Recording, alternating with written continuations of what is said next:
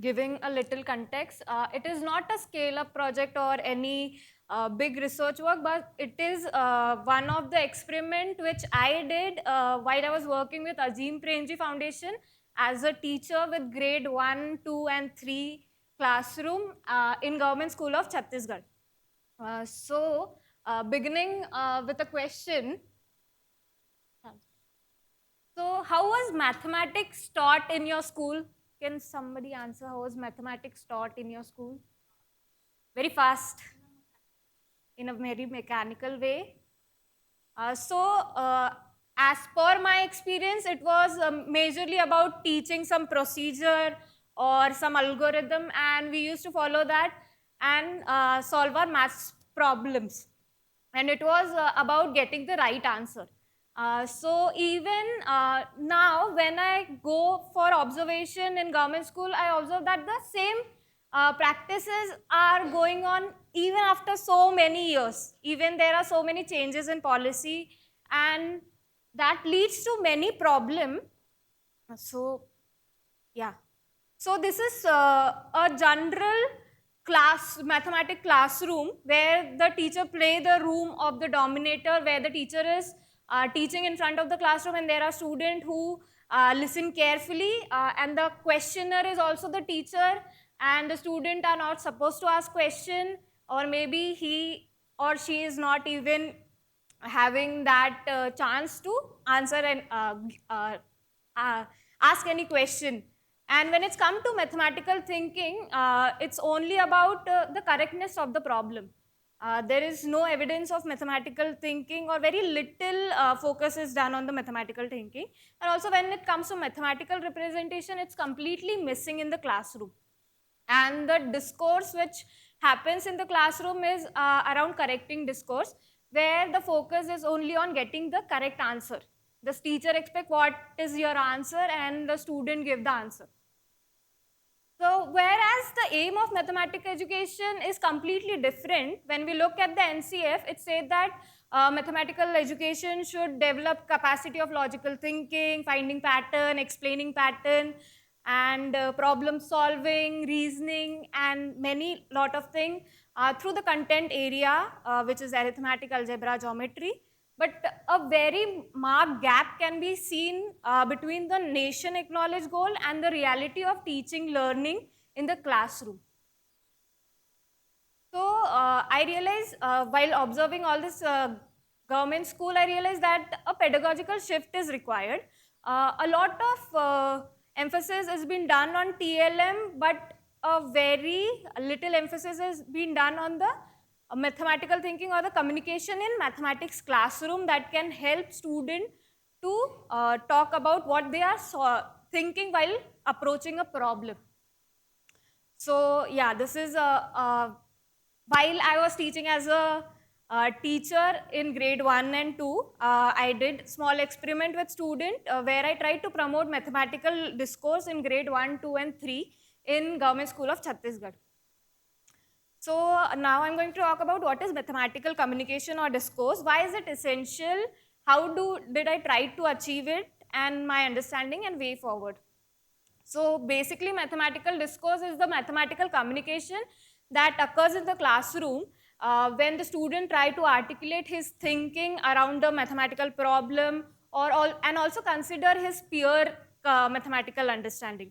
And it also acts as a tool and practices that makes both learners and even the teachers mathematical thinking visible.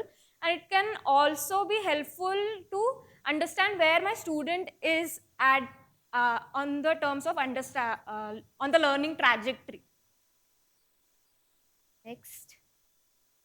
So why is this essential? So as per research, it has been stated that students who learn to articulate and justify their own mathematical ideas, reason through their own and their other mathematical explanation, develop deeper mathematical understanding. And it also helps to reduce the mathematical fear, which we were talking about.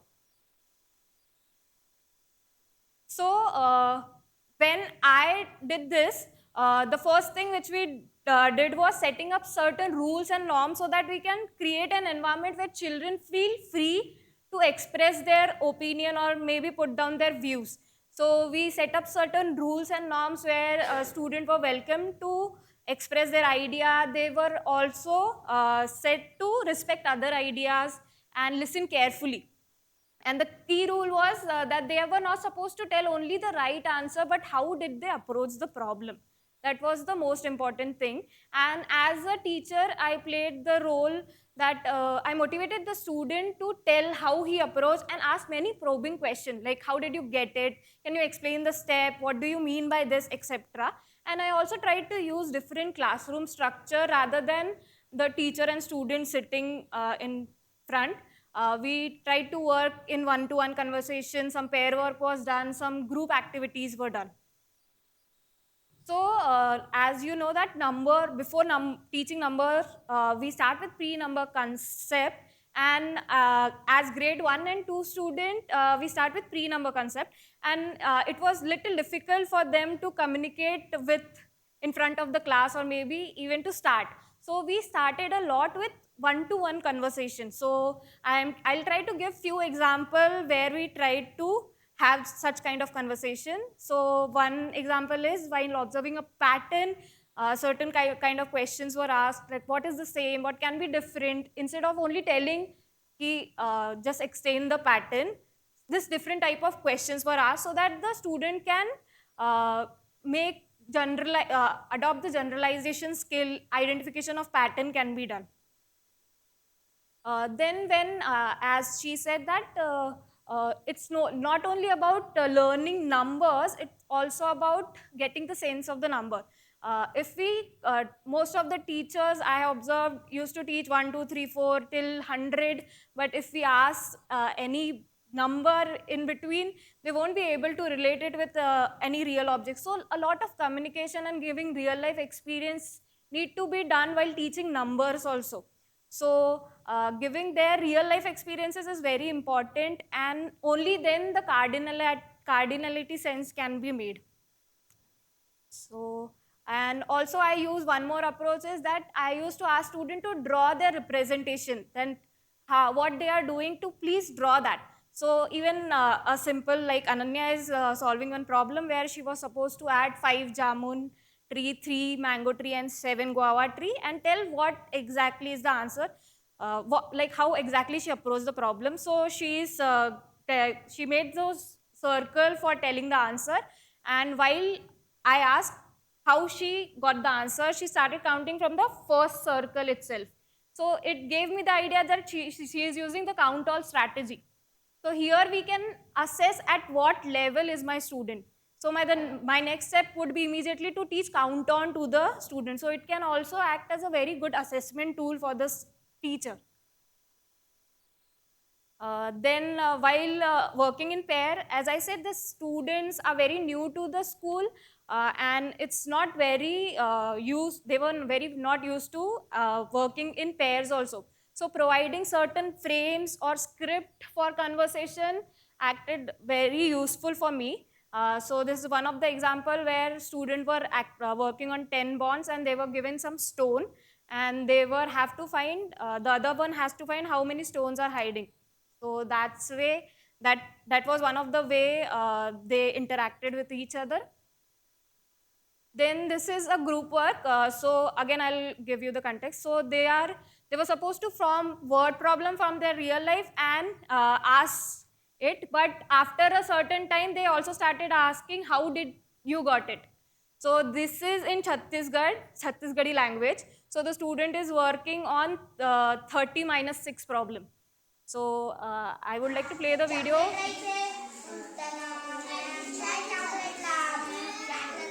Is it audible? No?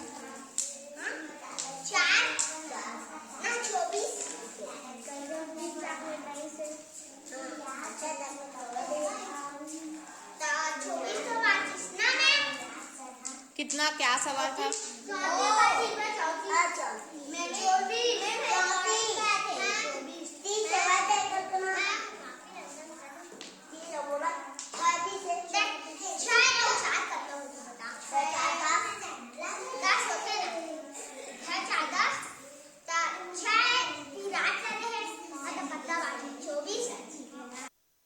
So So they recently learned the 10 bond, and then he was trying to explain that if I give 6, how many is remaining? 4? No. So if from 30, I gave 6 to Virat, it would be 24.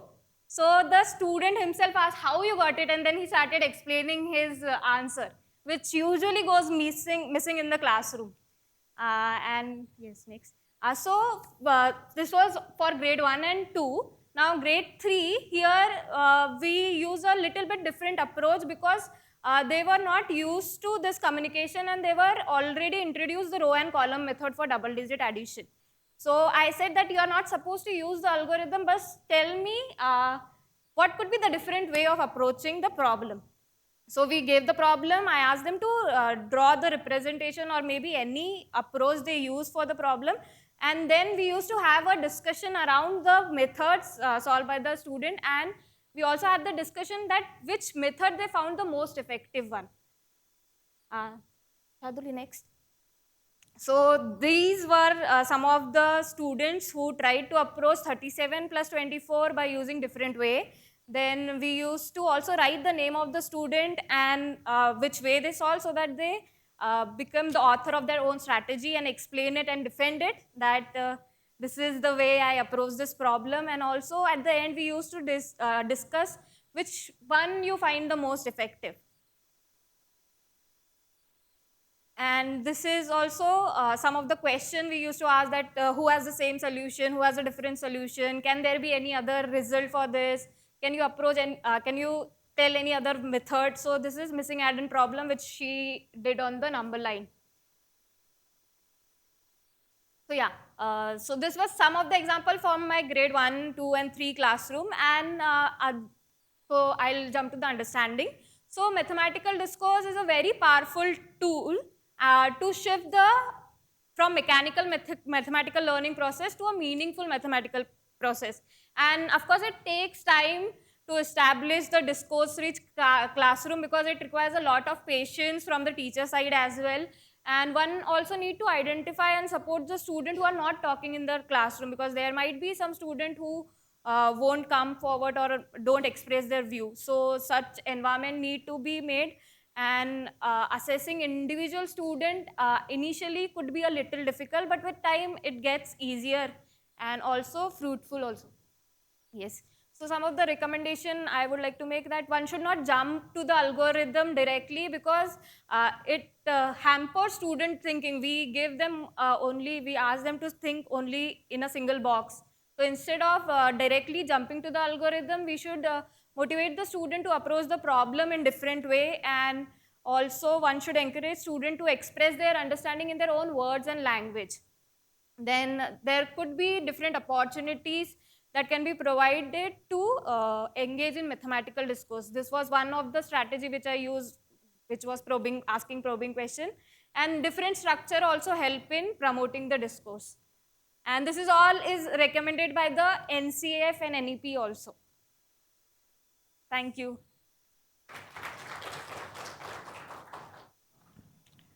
Thank you, Prachi. And the house is open for questions.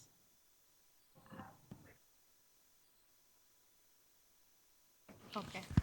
Yeah, so I have two questions. Mostly, so you're using a lot of decomposition, composition strategies for grade 3. But did you get this chance to, use some strategies in grade 1 and 2, maybe with the smaller numbers? Yeah, for the smaller number we tried, because they were doing the 10 bond wala. Okay, so yeah. even with that, they used to decompose the number. With the smaller numbers. Yes. And secondly, so you have talked a lot about word problems in a way. So there were two, there were mostly one with the concrete objects, secondly, their representation. But did at any time you tried some experiments where you just gave them the problem, and they had to solve it mentally and discussing how did they come approach, to right. the solution? Yeah, we tried it sometime, but it was little difficult initially. Yeah. And some of them were able to figure out their own way. Okay. But some of them need scaffolding. Got it. Thanks.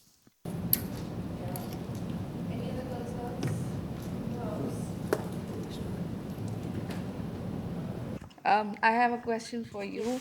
Yeah, so you have mentioned that there's multi-age students in the class, right? And this is a reality among all the public institutions, right? That there are multi-age students within a single class, right? So, did you find that is age a predictor for doing better mathematics or mathematical outcomes as the age increases amongst the students, right, in the same class? So, what they're Yes. doing better in terms of mathematics? Do you have any observations around it? So, as they come from this background and they bring a lot of maths from their home also. So, with age, I feel that some of them are really approaching it in a better way. As compared to grade 3, grade 1 and 2 were little behind. They were sitting in the same classroom, of course, but we used to give different problem to those students. Right, and within the same classroom also, for example, in class 3, there may be some students who are just about 7, or there will be some student who are 8 plus, Yeah. right? So within the same classroom. So what happens that what I have seen is that children who are a little older will be having that kind of cognitive ability and Yes. abstract thinking since it is developed in the 7 plus age group, right? So with that abstract thinking, they actually tend to do better at maths. Right. So this was my thing. So I just wanted to confirm it with your findings in Yeah. the classroom And that that's why I what think how are that children rule doing. was also made that as per the age, the government have to admit the student whether he have not attended the school previously. Yeah. But if he is of grade 3 age, he is supposed to get admission in grade 3 only. Yeah. I had an observation regarding this. So I have another cognitive point of view here from all the pilots that we have conducted. If I even talk about the same age group, so let's say even in the same age group, you would see different levels at what the children is picking up the concepts. And I think it is more of what kind of exposure they got, at their home, their community. So I think, and also if they got any chance to develop on their intuitive knowledge. So I think that also plays an important part where the child is. And of course, then age matters in terms of the amount of challenging things they can do. But this part is something that we also understood plays an important role. Yeah. Particularly in the preschool years, no, or in the early primary grade, in your grade 1, 2, 3. So this age gap of even 6 months actually plays a greater role. Yeah. So that I've seen in my daughter's case also, right? So she was the one who was the youngest in her class. So she used to struggle with these things. So that was my personal motivation also for asking this question. I I don't have a question, but I would like to appreciate your presentation, Prachi. First of all, mathematical discourse is something that I interest me as well. So when you were talking about, especially about the algorithms, so I remember that we, in my fellowship days, we used to read and present some chapters from Thinking Mathematically. So that book has very good classroom experiences or documentation of how teachers would arrive or make children arrive at the algorithm. So they solve, they talk a lot about certain problems, and then they arrive at the algorithm. So students themselves come up with the algorithm. As you said, ki some students would use either number line, or they use some other algorithm, and then they explain it. So overall, this arriving at the algorithm and the discourse that happens while arriving at the algorithm is something very interesting that happens in the classroom, in the math classroom especially. And I'm happy that in spite of having a lot of people who were not so who didn't have very happy experiences about mathematics, but still having so meaningful conversation in this room. It was very interesting. Yeah.